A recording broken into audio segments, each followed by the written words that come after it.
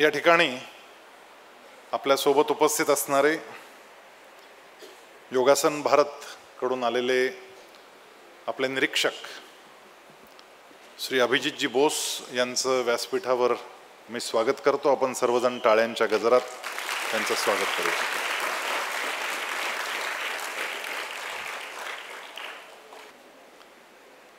योगाचं एक तत्व असतं.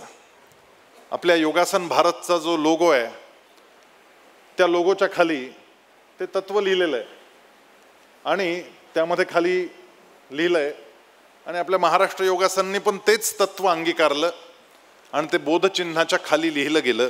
ती ओळ कोण सांगेल? काय ओळ आहे ती? आपलं जे योगाचा एम्ब्लम आहे, लोगो आहे, महाराष्ट्र योगासन स्पोर्ट असोसिएशन आणि योगासन भारत, या दोघांच्या खाली एकच वाक्य लिहिलेलं आहे. ते वाक्य बदललेलं नाही. ते वाक्य काय नेमकं? ती योगाची व्याख्या आहे. तर कोण सांगेल ती योगाची व्याख्या काय? तू सांगशील? सांग. समत्वम योग उच्चते असं शब्द येतो. समत्वम, उच्चते म्हणजे उच्चार करणे, उच्चते म्हणजे म्हणणे, बोलणे, आणि समत्वालाच योग असं म्हणतात असा त्याचा अर्थ आहे. समत्वम योग उच्चते, समत्व म्हणजेच योग, समत्वालाच योग म्हणतात. आता समत्व म्हणजे काय तर तेही त्या चित्रात दाखवलंय. त्या दोन्हीकडची चित्र जी आहेत ना ती समत्वाचीच आहेत. समत्व म्हणजे बॅलन्स करणं. आपण योगासनांमध्ये बॅलन्स सहज करतो, हातावर बॅलन्स करतो, पायावर बॅलन्स करतो. पण योगासन म्हणजे केवळ शरीराचं बॅलन्स नाही आहे. त्याच्या पुढे जाऊन आपल्याला मनाचं आणि आपल्या बुद्धीचं समत्व करता आलं पाहिजे. की माझं मन संतुलित झालं आणि माझी बुद्धी पण आता संतुलित झाली. असं जेव्हा घडेल त्यावेळेस तो योग आहे. हे नाही घडलं तर योग नाही. आणि म्हणून योगाच्या सगळ्या क्रिया करण्याच्या आधी, अगदी ध्यानाला बसायचं असेल तरी आधी शरीर बॅलन्स करावं लागतं. समम काय शिरो ग्रीवं धारयन् न चलम स्थिरम संप्रेक्ष नासिकाग्रम स्वम दिशश्चानवलोकयन् असा तो श्लोक आहे. समम काय शिरो ग्रीवन्, काय म्हणजे आपल्या पाठीचा मनका, शिर म्हणजे आपलं मस्तक, डोकं, आणि ग्रीवा म्हणजे आपली मान. या तीन गोष्टी एका सरळ रेषेत आल्या की समत्व येतं. आणि हे समत्व आलं तरच आपण शरीराच्या समत्वानंतर मनाचं समत्व येतं. आणि शरीर आणि मन संतुलित झालं की बुद्धीचं समत्व येतं. काही काही मुलांना परीक्षेला गेलं किंवा अगदी FOP वर चढलं की आता परफॉर्मन्स आहे, आता मला आर्टिस्टिक परफॉर्मन्स करायचा आहे, आणि तिथं गेलं की एकदम असं टेन्शन यायला लागतं. असं आतमध्ये धडधड धडधड धडधड असं व्हायला लागतं. काहीतरी वेगळंच होतंय असं वाटतं. काही काहींना सुचतच नाही, आपलं पुढचं आसन कोणतं हेच लक्षात राहत नाही, विसरायला होतं, ब्लँक होऊन जातो आपण. याचं कारण आहे, याचं कारण ते ताठ बसायला शिकलेच नाही आहेत. ताठ जर बसायचं असेल तर योगासनाची पहिली सुरुवातच मुळात ताठ बसण्यापासून आहे. ताठ बसता आलं तर पुढचं काय काम करायचं ते करता येईल. त्यासाठी काय करावं लागतं? खुर्चीवर बसताना, खाली बसताना थोडंसं आपल्या हाताने असं वर उचलून घ्यायचं, स्वतःच्या मांड्या, आपले हिप्स वर उचलायचे आणि हिप्स थोडेसे मागे करून मग बसायचं. म्हणजे पाठीचा मनका असा सरळ होतो. आणि या स्थितीमध्ये आपल्याला भरपूर वेळ बसता येतं. खुर्चीत बसताना, बेंचवर बसताना, शाळेमध्ये असं शिका बसायला. असं बसलं की आपण समत्वात बसतो. समत्वात बसलं की आपला डायफ्राम खाली जातो. डायफ्राम खाली गेला की आपली फुफ्फुसं उघडायला आपल्याला जागा जास्त मिळते. फुफ्फुसं जास्त उघडली की आपल्या शरीराला ऑक्सिजनची लेव्हल वाढते. आपल्या डोक्यामध्ये ऑक्सिजनची लेव्हल वाढली तर आपल्याला विसरायला होत नाही. ऑक्सिजनची लेव्हल कमी झाली तर आपल्याला विसरायला होतं. आणि त्यामुळे स्टेजवर येण्याआधीची भीती, परीक्षेच्या आधीची भीती, या सगळ्या भीतींना एकच इलाज आहे, आपल्या ऑक्सिजनची लेव्हल वाढवायची. त्यामुळे तुमच्या कोणत्याही मित्राला जर त्रास होत असेल की परीक्षेला गेलो की एकदम टेन्शन येतं, राव मला काही सुधरत नाही, त्यांना हे सांगा की तू सरळ बस, मोठे 10 श्वास घे आणि मग तुझी भीती निघून जाईल मनातली. का निघून जाईल? कारण तुमच्या मेंदूची ऑक्सिजनची लेव्हल वाढेल. आणि म्हणून FOP वर जायच्या आधी सुद्धा आपण वॉर्मिंग अप केलं पाहिजे. आणि वॉर्मिंग अप झालं की आता FOP वर जायचं आहे 5 मिनिटांनी, तर ती जी पहिली 5 मिनिटं आहेत ते स्थिर शांत सरळ बसायचं आणि मोठे श्वास घ्यायचे. हे ज्यांनी केलं ते स्पर्धेत जिंकतात. हे ज्यांनी नाही केलं, आता मी काल एका मुलाला पाहिलं, त्याचं तिकडं स्पर्धा संपली आणि लगेच इकडची स्पर्धा होती. तिकडं त्याचा मित्र त्याला सांगत होता, चल लवकर आवर, चल आपल्याला जायचं. त्याचं टेन्शन तिकडे वाढायला लागलं, तिकडचं माझं मिस होतं की काय. फुल टेन्शनमध्ये त्याची गाडी आली आणि मग धावत पळत तो इकडे आला आणि मी त्याला पाहिलं. मी त्याला म्हटलं, अरे शांत हो, काही गडबड नाही आहे, तू 2 मिनिटं बसून घे, लागलं तर मोठा श्वास घे आणि मग जा. मग त्याने मोठा श्वास घेतला आणि मग ते FOPवर गेले. आता तिकडं एवढं टेन्शन घेऊन आलेला होता आणि इथं आल्यानंतर मी त्याला बसवायला लावलं, मोठे श्वास घ्यायला लावले. त्याचा परफॉर्मन्स अतिशय चांगला झाला. त्याच्यानंतर तो जर तसाच धापा टाकत त्या FOPवर चालला गेला असता तर त्याचा परफॉर्मन्स इतका चांगला झाला नसता. बरोबर आहे की नाही? कोण होता तो मुलगा? चंद्रपूरचा होता का? कुठला होता? हा, नागपूरचा होता. हा, मग चांगला परफॉर्मन्स केला, जबरदस्त. एकावर एक चढून त्याने इतकं सुंदर मेडल मिळालं का? अरे गोल्ड मेडल लागलं. दिस इज द फॅक्ट. हे घडतं. तो एवढा पळत आलेला होता तिकडून, इथे आला तेव्हा धापा टाकत होता तो. आणि मी त्याला पाहिलं, मी म्हटलं बिलकुल घाबरू नकोस, खाली बस, शांत, श्वास घे, मोठे श्वास घे. तो बसला, त्याने श्वास घेतले, मग FOPवर चढला. तिकडची स्पर्धा करून आलेला आणि त्यांनी जे पिरॅमिड केलं ते अतिशय कठीण पिरॅमिड होतं. त्याचं पिरॅमिड मी पाहिलं. तो पाठीवर चढून त्यानं मुक्तहस्त त्रिविक्रमासन केलं, 2 हात मोकळे करून पाय वर. बरोबर आहे ना? तेच होतं ना तुझं पिरॅमिडला? काय, कोणतं पिरॅमिड होतं तुझं? अवघड आसन केलं होतं तू. हा, वरच्या याच्यावर नटराज आसन केलं होतं. हा, नटराज आसन होतं. अप्रतिम नटराज आसन. आणि इतका बॅलन्स स्थिर झाला. हाच जर धापा टाकत आला असता आणि तसाच घाईघाई गडबडीत गेला असता तर याचं बॅलन्स गेला असता. तो लट लट लट लट लट लट कापला असता. मान्य की नाही तुम्हाला? मग याच्या पुढं तुम्ही जेव्हा जेव्हा FOPवर जाल किंवा जीवनातल्या कोणत्याही परीक्षेत, तुमचा इंटरव्ह्यू असेल, कधीतरी महत्त्वाची मीटिंग असेल, परीक्षा असतील, त्या सगळ्यांच्या आधी तुम्ही वक्तृत्व स्पर्धेत भाग घेतलाय, आता भाषण करायचं आहे, बसा, मोठा श्वास घ्या आणि मग उभे राहा आणि पहा, चमत्कार घडतो. चमत्कारच घडतो. हे योगाची ही जादू आहे. आणि योग म्हणजे केवळ योगासनं नाही शिकायची आपल्याला, समत्व शिकायचं. योगासन म्हणजे समत्व. आणि समत्व कशा कशात असतं माहितीये? एक दिवशी मुद्दाम मी तुम्हाला विचारलं नाही, तुम्हाला थंड पाणी मिळालं की गरम पाणी मिळालं, मुद्दामच नाही विचारलं मी. कारण आम्ही एक दिवशी मुद्दाम थंड पाणी सोडलं होतं आंघोळीला. जे तिकडं गेले आंघोळीला त्यांना गरम गरम मिळालं. बरोबर आहे की नाही? पण जे हॉस्टेलमध्येच थांबले त्यांना आम्ही मुद्दाम एक दिवशी जरा थंड पाणी सोडलं. त्याचं कारण होतं, मला हे पाहायचं होतं की किती मुलं येऊन बोंब मारतात, पण एकही नाही आला, त्यामुळे तुमचं अभिनंदन आहे. कारण शीत आणि उष्ण यातही समत्व साधता आलं पाहिजे. शीतोष्ण सुख दुःखेषु तथा मानापमानयोः असा श्लोक आहे. शीत आणि उष्ण यात आपल्याला बॅलन्स करता आलं पाहिजे. काय नाही, थंड पाणी तर थंड पाणी, गेले आंघोळ करून. काही काही लोकांना थंड पाणी असा हात टाकतो, अरे अजून थंड आहे, जाऊ दे अजून 2 बादल्या, येईल वरतून सोलरचं पाणी, अजून हात टाकतो, मग थंडच येत राहतं. मग तो काय म्हणतो, आता आंघोळ तर करावी लागेल, आता आपण कपडे काढून आलो, आता मग कशी करायची, हातपाय धुवून घेऊ. आणि मग तो असं इथं हाताला इकडं थंड पाणी लावतो. मग म्हणतो, अरे आपण काल फारच पळालो, हे बगलेला वास येतो, आता इथं आपल्याला पाणी टाकलं पाहिजे, थोडं पाणी टाकतो. अरे तरी वास, साबण लावला पाहिजे, साबण लावता लावता थोडा इकडे लागतो साबण, आता पाणी टाकावंच लागेल. मग शेवटी तो काय करतो, तो म्हणतो जाऊ दे मोरू दे, आता आपण पाणी टाकलंच पाहिजे. आणि मग ते गंगाळात पाणी असं घ्यायचं टमरेलमध्ये आणि असं नाही हो हो म्हणतो, जय जय गंगे म्हणत टाकतो.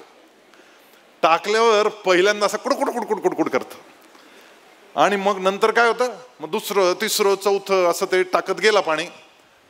मग 5व्या 7व्याला तो काय म्हणतो, आता काही नाही वाटत, मस्त वाटतंय. आणि मग नंतर त्याच्यानंतर त्याला बाहेरच यावं वाटत नाही, तो थंड पाणी नसतं दणादण टाकतोय अंगावर. होतं की नाही आपलं असं? म्हणजे जे आधी आपल्याला वाईट वाटत होतं, ज्याची नको नको वाटत होतं, ते थंड पाणी थोड्या वेळाने मजा यायला लागली. असं घडतं की नाही? कारण थंड पाणी बाहेर आहे, आत नाही आहे.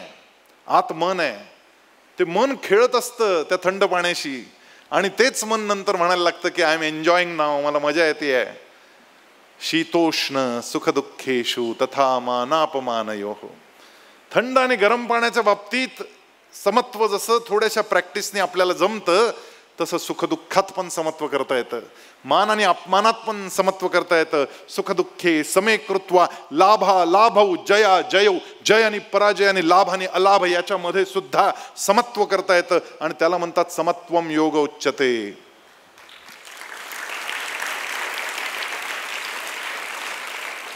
योगासन खेळणारा प्रत्येक खेळाडू हा योगी बनला पाहिजे. अरे जीवनात सुखदुःख अनेक येणार आहेत, पण आम्ही इतरांसारखे नाही परीक्षेत मार्क कमी पडले म्हणून घेत लटकून आणि आत्महत्या कर. नाही, आम्हाला समत्व कळालंय. आम्हाला एखादी गोष्ट नाही मिळाली, लाभा लाभौ, लाभ आणि अलाभ म्हणजे लाभ आणि हानी, याच्यात सुद्धा मला समत्व करता आलं पाहिजे. जय आणि पराजय याच्यात सुद्धा समत्व करता आलं पाहिजे. तुल्य निंदा स्तुतिर्मौनी संतुष्टो येन केनचित. कोणी स्तुती केली किंवा निंदा केली तरी सुद्धा मला समत्व साधता आलं पाहिजे. आणि त्याच्या पुढे जाऊन योगेश्वर कृष्णानं असं सांगितलं, समलोष्टाश्म कांचन, म्हणजे सोनं आणि लोष्टक म्हणजे दगड. दगड आणि सोनं यात सुद्धा समत्व साधता आलं पाहिजे. इथपर्यंत आपलं योगशास्त्र आपल्याला घेऊन जातं. आणि म्हणून या समत्वाचं फार मोठं मूल्य आहे. आणि त्यामुळे आज मी हरलो म्हणून दुःख नाही करत बसायचं. आज हरलो त्याचं आत्मपरीक्षण करायचं की मी कुठे कमी पडलो. अनेक वेळा मुलं शाळेमध्ये रडत येतात माझ्याकडं रिझल्टच्या दिवशी, मला कळतं याला मार्क कमी पडलेत. मग मी त्याला विचारतो, काय रे काय झालं, मार्क कमी पडले? हां, असं मोठं असं करून. मग मी त्याला विचारतो, किती 40% पडले का? नाही नाही 40 नाही, बरे पडले. अरे मग किती पडले? 50? नाही नाही नाही, अजून चांगलं. म्हणलं किती पडले तुला? त्याचा जरा हे वाटतो, यांना 40च वाटतं, मग आपल्याला बरे पडले असं वाटायला लागतं त्याला. मग तो म्हणतो मला 72% पडले. अरे म्हटलं वा, 72 पडले, तू का रडतो? नाही म्हणा कमीच पडले. म्हटलंय बघ, मार्क कमी पडल्याचं दुःख नको करू. मला एवढं एक सांग, तुला जर 80%ची अपेक्षा होती की मला 80% पडले पाहिजे आणि तुला 72% पडलेले आहेत, तर हा दोष तुझा पेपर तपासणाऱ्याचा होता की तुझ्या मेहनतीचा होता? तुझ्या क्षमते इतकी मेहनत तू केली असती तर तुला 80 पडले असते की तुला 80 पडणार होते, पण परीक्षकानं पेपर चुकीचा तपासला म्हणून तुला 72 पडले? तू सांग. मग अशी मुंडकी खाली घालतो, हेच सांगत नाही. म्हटलं म्हणजे मेहनत कमी पडली ना? हा. म्हटलं मग एवढं काय घाबरतो, आता पुढच्या वर्षी मेहनत करायची, अख्खं वर्ष आपल्याला मेहनत करायला आहे की नाही, आणि पुढच्या वर्षी 80 आणायचे. मासा पाहतो माझ्याकडं, नक्की आणणार सर. हा संकल्प जागला पाहिजे. ज्या दिवशी मला मेडल मिळत नाही ना, त्या दिवशी हा संकल्प करण्याचा दिवस असतो की मला पुढच्या वर्षीचं मेडल घ्यायचंय आणि त्याची सुरुवात मला आजपासून करायची आहे. तुम्ही मेडलसाठी नाही लढत आहात मित्रांनो, तुम्ही जीवनाच्या परीक्षेत जिंकण्यासाठी लढताय, एवढं ध्यानात घ्या. मेडल तर मिळतील. हे जे मेडल आहे ना, एक पोरगं आलं माझ्याकडे, म्हटलं सर मला गोल्ड मेडल मिळालं. म्हटलं अरे वा, चला आपण जाऊ सोनाराकडे आणि विकूया तिकडे जाऊन, हा सोन्याची किंमत येईल. तो म्हणे नाही सर याच्यात सोनं नाही आहे. म्हटलं सोनं नाही, मग गोल्ड कसं काय? तोही विचारात पडला. तो म्हणाला सोनं नाही पण गोल्ड. अरे म्हटलं हे जे गोल्ड मेडल आहे ना, हे गोल्ड मेडल सोन्याचं जरी नसलं तरी जीवनाचं सोनं करणारं गोल्ड मेडल आहे, म्हणून याला गोल्ड मेडल म्हणतात. आपल्या जीवनाचं सोनं होऊन जातं म्हणून याला गोल्ड मेडल म्हणतात. पण योगासन हा खेळ असा एक खेळ आहे की ज्याच्यात नाही मेडल मिळालं तरी जीवनाचं सोनं होतं, आणि म्हणून घाबरायचं काही कारण नाही. या वर्षी नाही मिळालं तरी काही बिघडत नाही, पण पुढच्या वर्षी मिळवायचं असेल तर त्याच्यासाठी ज्यांना हे मेडल मिळालंय ना त्यांना विचारलं पाहिजे की तू काय केलंस. कोल्हापूरचा एक श्रीनंदन नावाचा पोरगा इथं असेल, त्याने उभा राहा. गेली 4 वर्ष मी त्या पोराला पाहतोय. प्रत्येक वेळेस येथून जाताना एकही मेडल न घेता जातो. मागची 3 वर्ष असंच जात होता, बरोबर आहे की नाही? त्याला त्याचं सिलेक्शनच होत नव्हतं नॅशनल खेळायला. या वर्षी मी त्याचा परफॉर्मन्स पाहिला आणि त्याला बोलवून घेतला. रे म्हटलं तुझा परफॉर्मन्स सुधारला या वर्षी, जबरदस्त केलं. कुछ मिला क्या मेडल वेडल? हा 2 गोल्ड घेऊन चाललाय, 2 गोल्ड.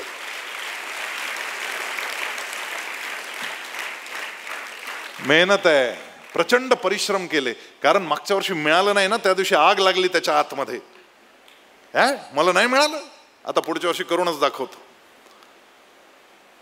या मुलाला जर यांनी मेहनत कंटिन्यू ठेवली तर हा खेलो इंडिया पर्यंत पोहोचेल, पण ती मेहनत कंटिन्यू पाहिजे.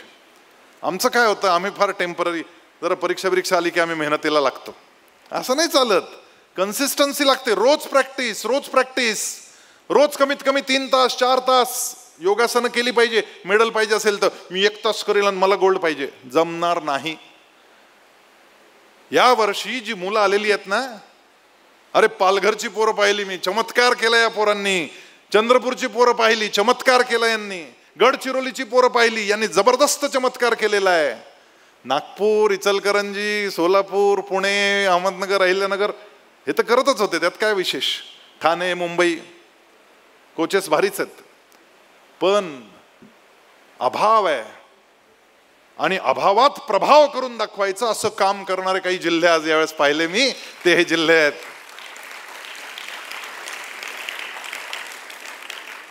आणि त्यांना मेडल मिळालेत. चंद्रपूरला काही मिळालं का नाही? किती मिळाले? 3 मेडल मिळालेत. कोणते कोणते मिळाले? सिल्वर आणि ब्रॉन्झ मिळालाय. Very good. आणि अजून एक मला वाटतं यायचं बाकी आहे का रिझल्ट? त्याच्यात काय मिळण्याची शक्यता वाटते तुम्हाला? अरे वा, म्हणजे 3 मिळतील, 4 मिळतील. कमाल आहे. चमत्कार घडवून दाखवला त्यांनी. कोणत्या गावात राहतात माहितीये? चंद्रपूर म्हणजे शहराच्या ठिकाणी नाही राहत. चंद्रपूर पासून बरंच लांब अंतर आहे. किती किलोमीटरवर आहे? 50 किलोमीटर. काय गावाचं नाव? वरोरा. वरोरा नावाचं गाव आहे. एवढंसं पिटुकलंसं गाव. अतिशय ग्रामीण भागातून ही मुलं आली आहेत आणि आज त्यांनी इतके मेडल घेतलेत. यांची प्रॅक्टिस जर अशी चालू राहिली ना, मी तुम्हाला सांगतो पुढच्या वर्षी चंद्रपूर असा स्पर्धेला उतरेल की पुणे, नगर, मुंबई, कोल्हापूर, नागपूर यांना पण पाणी पाजेल. इतकं काम करून दाखवणार ती पोरं. तो स्पार्क दिसायला लागलाय आता, ती चमक दिसायला लागली आहे. परम वैभव स्वप्न सुंदर क्षितिजसा है दूर दुर्लभ, किंतु उस नंदन सुमन की पा चुके माधुर्य सौरभ. राह कांटों से भरी है, राह कांटों से भरी है, कुशलता से लांघना है. लोक मन संस्कार करना यह परम गती साधना है. ही साधना करावी लागेल. जी मुलं 2-2, 3-3, 4-4 तास प्रॅक्टिस करतायत ना मित्रांनो, त्यांच्यासाठी माझं काही सूचना आहेत महत्वाच्या. त्या सूचना महत्वाच्या मी मागच्या वेळेसही सांगितल्या होत्या, परंतु विसरून जाता तुम्ही, म्हणून परत एकदा सांगायची पाळी येते. काही काही वेळा काय होतं, आपण बेसिकच विसरून जातो. आपण ॲडव्हान्स आसन करतो, फुल बॅकबेंड होत आहे, पण बेसिक विसरला. त्याच्यामध्ये जो बॅलन्स व्हायला पाहिजे. आता तुम्ही ब्रह्मास्त्र आसन करता, तर ब्रह्मास्त्रासनामध्ये तो एक पाय असा गुंफून हातामध्ये घालून दुसरा पाय वर करता, तो झेडचा आकार तयार होतो. पण तो झेडचा आकार तयार होत असताना असा बॅलन्स असा वाकडा झालेला असतो पूर्ण. तो थोडा वाकडा होणार आहे स्वाभाविकपणे, पण इतका नाही जितका तुमचा मी पाहतोय. इतका वाकडा करून नाही चालणार. त्याच्यामध्ये मला किती ते सरळ करता येईल याचा प्रयत्न करावा लागणार आहे. आणि त्यामुळे प्रत्येक आसनामध्ये हे जे बॅलन्स करणं आहे हे फार महत्वाचं आहे. ते आपल्याला करता आलं पाहिजे आणि आपलं लक्ष त्याच्यावर पाहिजे. बेसिक काय? समत्वम योग उच्यते. बॅलन्स करता आलं पाहिजे. हे विसरायचं नाही. आपली फ्लेक्झिबिलिटी वाढवत असताना बॅकबेंडची एक्स्ट्रीम आसनं तुम्ही करता. प्राजक्तासन अनेक मुलांनी केलं, अद्भुत आसन केलं. पण हे आसन करत असताना त्याच्यानंतर ज्या कोचेसनी काळजी घेतली पाहिजे ते म्हणजे त्याला कॉन्ट्रा आसन लगेच करायला लावलं पाहिजे. नाही तर काही काही मंडळी काय करतात, आज फक्त बॅकबेंड, त्याचा बँडच वाजतो. मग बेंड करता करता बँड वाजायला लागतो. नुसतं बॅकबेंड नाही चालत. आज बॅकबेंडची जास्त प्रॅक्टिस केली असेल तर घरी जाण्यापूर्वी फॉरवर्ड बेंडची चांगली आसनं करून घ्यायची. पश्चिमोत्तानासन पक्क खेचून घ्यायचं, जरा असं नाक टेकलं पाहिजे पुढे जाऊन पायाला, गुडघ्याला नाही बरं, पायाला असं खेचून काढायचं जरा. हे कॉन्ट्रा आसनं करणं हे फार महत्वाचं आहे.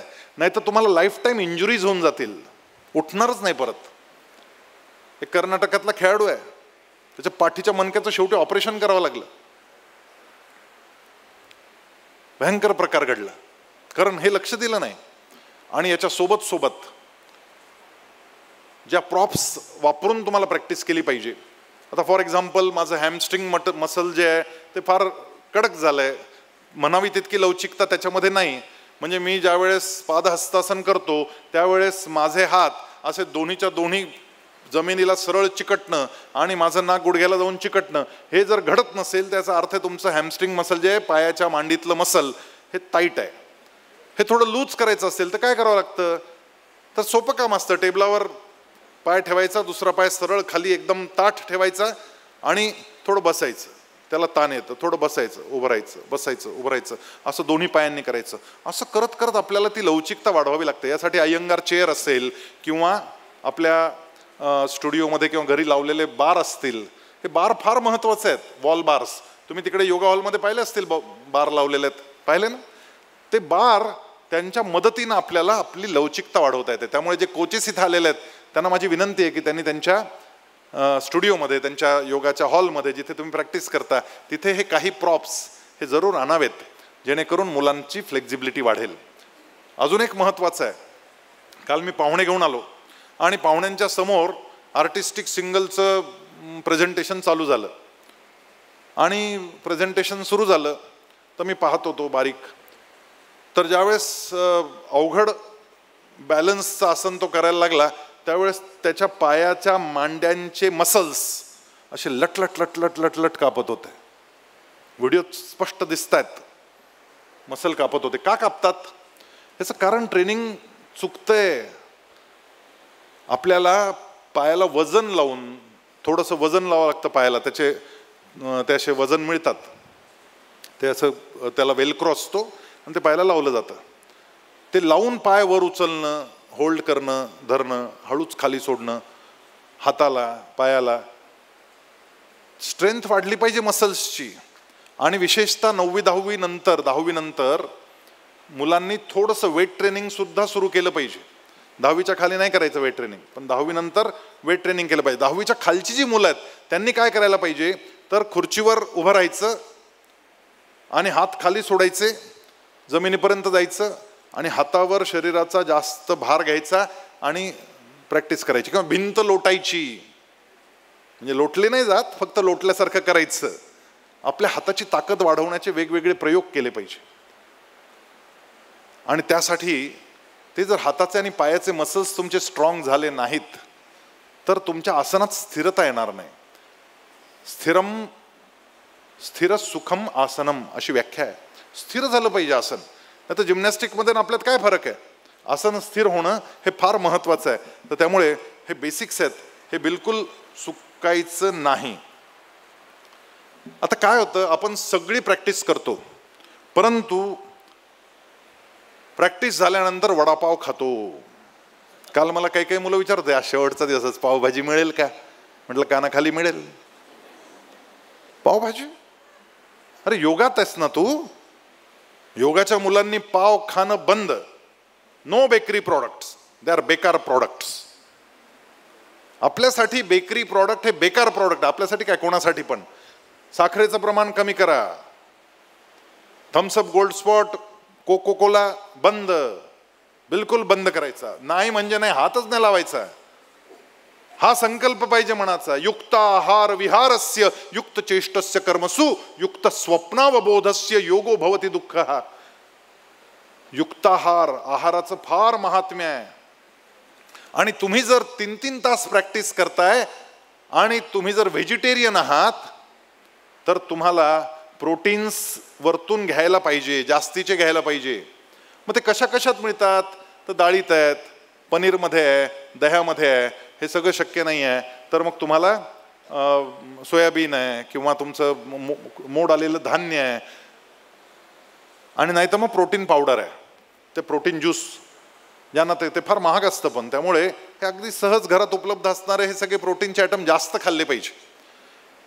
कारण तुमच्या शरीराच्या मसल्सची जी झीज होते ती भरून काढायला हे फार गरजेचं आहे. आणि आठवड्यातून 1 दिवस पूर्ण विश्रांती दिली पाहिजे.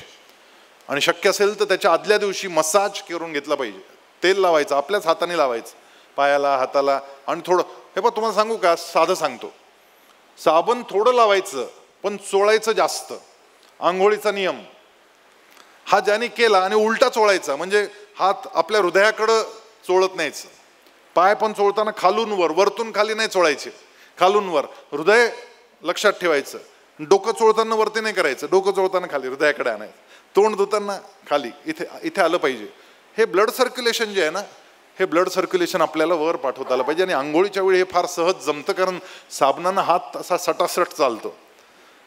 तर त्याच्यामुळे आपल्या पोटाला, पाठीला, कमरेला आपण मसाज केलं पाहिजे. हे आंघोळीच्या वेळी सहज जमतं आणि हा रक्तप्रवाह संतुलित होतो. तेही समत्व आहे. रक्तप्रवाह संतुलित करणं यासाठी मसाज फार काम करतं. आणि आंघोळीच्या वेळेस ते सहज करता येतं. मला माहिती आहे तुम्हाला बक्षिसांची आता कधी मेडल मिळतं त्याची उत्सुकता लागलेली, आणि मी उगीच भाषण करत बसलो नाही का. थोडक्यात संपू का थोडं सांगू? तुमची झोप, युक्ताहार विहारस्य युक्त चेष्टस्य कर्मसु युक्त स्वप्नावबोधस्य. स्वप्न म्हणजे झोपणं आणि बोध म्हणजे जाग राहणं. तुम्ही किती वेळ झोपताय आणि किती वेळ जाग राहताय याच्यावर फार अवलंबून आहे. मी जर सगळं करतोय पण रात्री आलं की मला नाद लागलाय दुसरे योगासनं कसे करतात त्याची रीळ पाहायचा, त्यांची रीळ पाहत बसतो मी. आणि मग रीळ पाहता पाहता कधी 11 वाजतात, 12 वाजतात, 1 वाजतोय. आई म्हणते अरे झोप रे आता, पण हा काही ऐकत नाही. हा पांघरून गोधडीवरती आणि आतमधून मोबाईल पाहतो. अशा मुलांना मी काय म्हणतो माहितीये? गोधडीवर आणि गधडा खाली.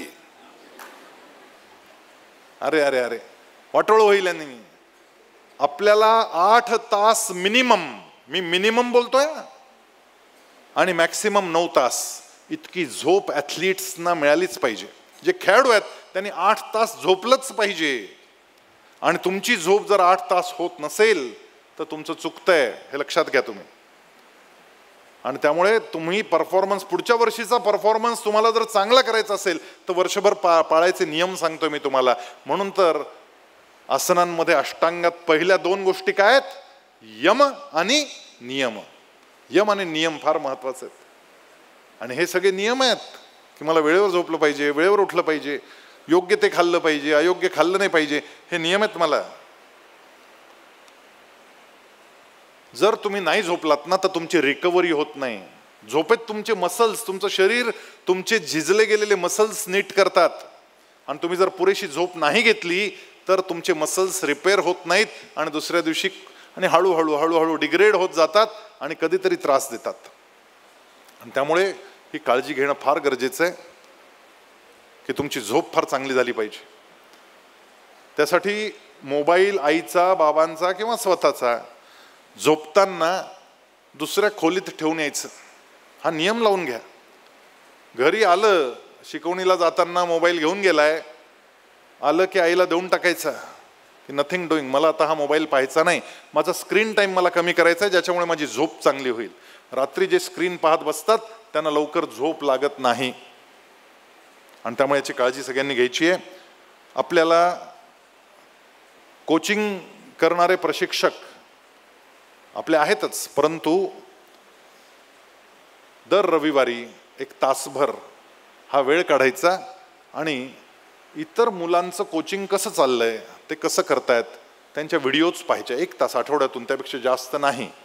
पण त्यातून शिकायचं आणि मुद्दे लिहून काढायचे की मला हे आसन करताना काय गडबडत होतं आणि या मुलाचं आसन इतकं छान कसं होत आहे, मला हे करण्यासाठी काय केलं पाहिजे, याच्या नोंदी घ्यायच्या आणि पुढच्या आठवड्यात ते करेक्शन करण्याची सवय लावायची. आणि या वर्षी टार्गेट ठरवायचं की मला या वर्षी मी टॉप 10 मध्ये लागलेलो आहे, म्हणजे माझं वर जायचे चान्सेस आहेत. त्यांनी टॉपला जायचा संकल्प करायचा आहे. जे टॉप 10 मध्ये लागलेले नाहीत, फायनलला नाही गेले, त्यांनी पुढच्या वर्षी मी फायनलला पक्क जाणार हा निश्चय करायचा. हे लिहायचं, घरी गेल्या गेल्या हे तुमचं ध्येय लिहायचं. की पुढच्या वर्षी मी फायनलला असेल, पुढच्या वर्षी मी टॉप 3ला असेल, पुढच्या वर्षी मी टॉपला असेल, हे लिहायचं आहे. आणि माझं स्वप्न काय, मला खेलो इंडियात जायचं आहे, मला एशियन चॅम्पियनशिपला जायचं आहे, मला वर्ल्ड चॅम्पियनशिप गाजवायची, मी एशियन गेम्सपर्यंत जाणार आहे, हे स्वप्न पाहायचं आहे. जे आपलं स्वप्न लिहून काढतात ना, त्यांची स्वप्न पूर्ण होतात. त्या आतमध्ये आधी स्वप्न आलं पाहिजे आणि मग त्या दिशेनं काय वाटचाल करायची यासाठी तुम्हाला योजना तयार केली पाहिजे, प्लॅन तयार केला पाहिजे की मी काय करणार आहे यासाठी. आणि त्यामुळे परीक्षा आली म्हणून योगासनाची प्रॅक्टिस सोडणारी जी मुलं आहेत, 10वी आली म्हणून योगासनांची प्रॅक्टिस सोडणारी मुलं आहेत, वेडी मुलं आहेत. उलट तुम्ही जितकी योगासनं कराल ना, तितकं तुम्हाला स्वाध्याय आणि होमवर्क कमी करावा लागतो. तुमच्यापैकी किती मुलांना असं वाटतं की मी जर योगासन केलं तर दुसऱ्या दिवशी शाळेमध्ये जे काही शिकवलं जातं मला जास्त चांगलं कळतं, मला घरी येऊन परत वाचावं लागत नाही, मला तिथल्या तिथे माझ्या डोक्यात घुसतं. हात वर करा जरा, मला पाहू द्या किती मुलं असे, यांना होमवर्क करायची गरज नाही. हे पहा केवढी मुलं आहेत. एखादा अवघड विषय असतो त्याच्यासाठी करावा लागेल, पण इन जनरल त्या मुलांना फार नाही करावं लागत. त्यामुळे आपला फोकस वाढणार आहे, आपलं ग्रास्पिंग वाढणार आहे, आपलं कॉन्सन्ट्रेशन वाढणार आहे, आपली मेमरी वाढणार आहे. त्यामुळे हे सगळं लक्षात ठेवा. झाली तयारी? तुम्ही तयार आहात? Very good. एक महत्वाचं, दुसरं जिंकलं म्हणून मला दुःख होतं असं जर होत असेल तुमच्या बरोबर तर तुम्ही योगी नाही. दुसरा जिंकला याचा पण आनंद वाटला पाहिजे. माझी स्पर्धा त्याच्याशी नाही आहे, माझी स्पर्धा माझ्याशी आहे. मी आज जो आहे त्यापेक्षा उद्या चांगला असेल, मी काल जो होता त्यापेक्षा आज मी चांगलं केलंय, मागच्या वर्षीपेक्षा चांगलं केलंय ना तुम्ही यावर्षी, मग काय काळजी. आपण स्वतःवर जिंकलोय. दूसरों की जय से पहले खुद को जय करे, हमको मन की शक्ती देना, मन विजय करे. हा मन विजय झाला पाहिजे.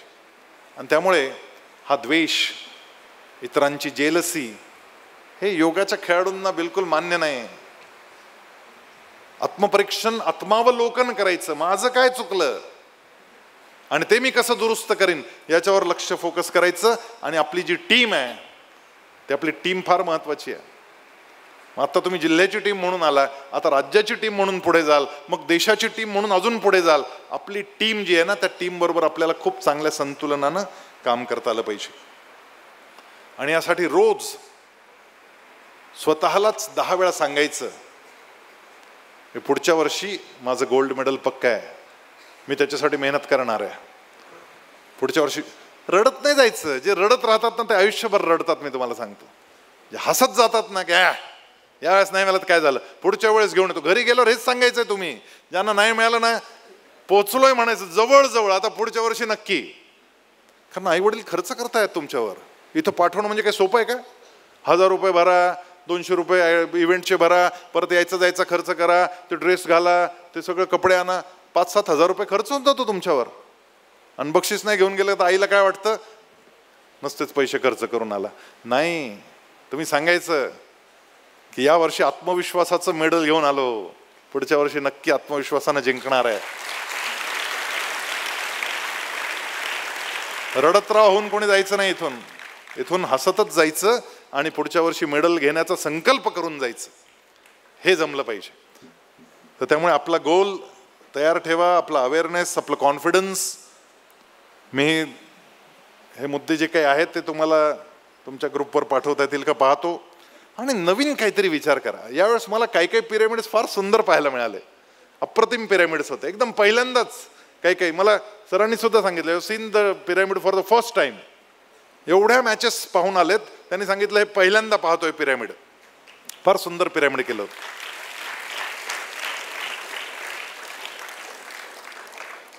नवीन कल्पकता पाहिजे, नवीन विचार केला पाहिजे, चौकटीच्या बाहेर जाऊन विचार केला पाहिजे की मला काय करता येईल अजून भारी. आणि तसं जे करतात, इनोव्हेशन आणतात. पण हे सगळं करण्यासाठी एकच मुद्दा लागतो, तो म्हणजे स्वतःवर नियंत्रण असावं लागतं. ही जे स्वयं अनुशासन, इथूनच खरं तर योगाची सुरुवात होते. अथ योगानुशासनम, हे पहिलं सूत्र आहे पतंजली योगसूत्राचं. अथ योगानुशासनम, पहिलं अनुशासन, स्वयं अनुशासन, स्वयं शिस्त, सेल्फ डिसिप्लिन, हे पहिलं आहे. आणि इथून ज्यांची सुरुवात होईल ते त्या शेवटच्या उद्देशापर्यंत पोहोचतील. कशाला पोचायचंय त्या शेवटच्या उद्देशापर्यंत? कारण माझी मातृभूमी ज्याचा हा खेळ आहे, हा योगासन हा माझ्या देशाचा खेळ आहे. माझ्या देशानं सगळ्या जगाला दिलेली ही सर्वोत्कृष्ट भेट आहे, आरोग्यदायी भेट आहे. आणि या देशाचं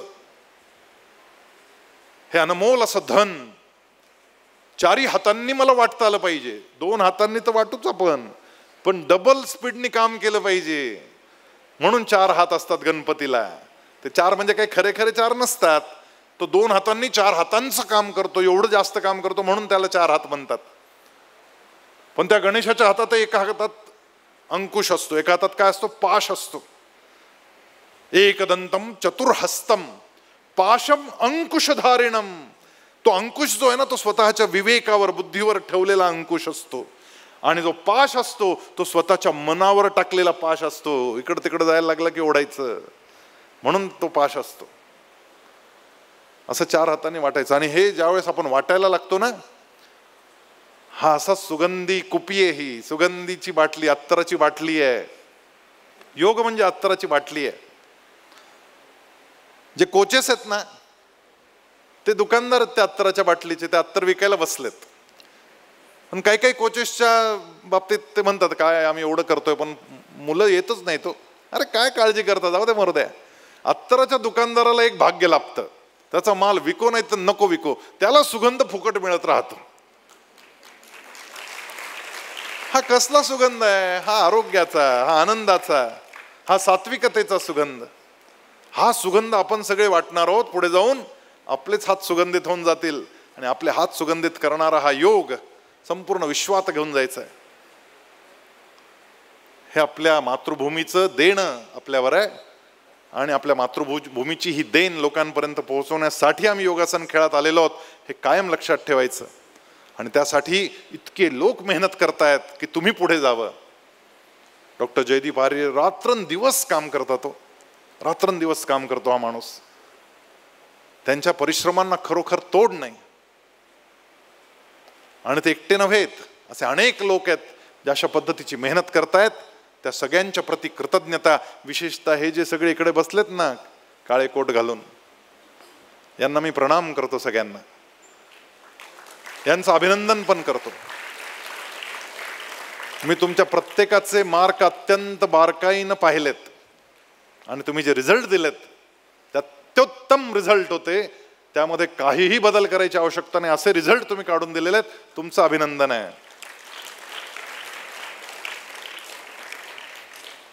आणि आपले सगळे पदाधिकारी असतील, जिल्ह्यात काम करणारी मंडळी असतील, आपले राज्याचे सगळे पदाधिकारी असतील, ही सगळी मंडळी निस्वार्थ भावनेनं हे काम करतात. तुमच्या सोबत आलेले तुमचे कोचेस आणि तुमचे मॅनेजर्स असतील, त्यांचं पण कौतुक आहे. आणि त्यांना तर काहीच मिळणार नाही आहे, पण तरी सुद्धा आपली मुलं पुढे जावीत म्हणून ते मेहनत करतायत. त्यांच्या विषयीची कृतज्ञता हे आपल्या मनात कायम असली पाहिजे. आपल्या गुरुविषयी, आपल्या प्रशिक्षकाविषयी एकही शब्द चुकीचा कधीच आपल्या तोंडून येणार नाही, याची काळजी आपण घेतली पाहिजे. आणि प्रशिक्षकांनीही तितकी सात्विकता जपत आणि योगाचं ते सात्विक मूल्य जपत आपल्या मुलांना प्रशिक्षण दिलं पाहिजे. तुम्हाला सगळ्यांना पुढच्या वर्षी मेडल्स अधिक मिळावेत यासाठी मी शुभेच्छा देतो आणि तुमचं सगळ्यांचं मनःपूर्वक अभिनंदन करून थांबतो. जय हिंद, जय महाराष्ट्र.